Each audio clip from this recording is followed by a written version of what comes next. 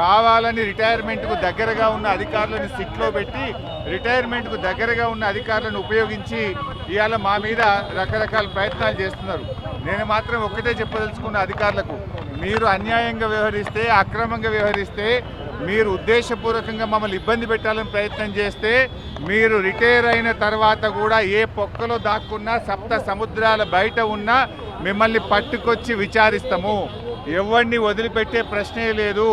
చట్టాన్ని అతిక్రమించినా, న్యాయబద్ధంగా వ్యవహరించకపోయినా, ఉద్దేశపూర్వకంగా తప్పుడు ప్రచారం చేసినా, తప్పుడు లీకులు ఇచ్చిన పోలీస్ అధికారులను వదిలిపెట్టే ప్రశ్నే లేదు. అంతకంతకు అనుభవిస్తారు.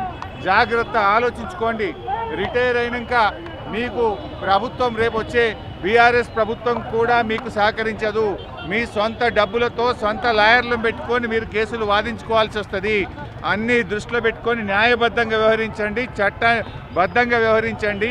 రేవంత్ రెడ్డి దావోస్కెళ్ళి ఆయన ఇచ్చే డైరెక్షన్లో కాదు, మీరు చట్ట ప్రకారంగా వ్యవహరించండి. దావోస్ నుంచో, సిపి నుంచో, ఇంకొకరి నుంచో తప్పుడు సూచనలు, వాళ్ళిచ్చే ఆదేశాలను మీరు పాటించి చట్టాన్ని అతిక్రమిస్తే మాత్రం దానికి మీరే బాధ్యత వహించాల్సి వస్తుందని హెచ్చరిస్తా ఉన్నాం.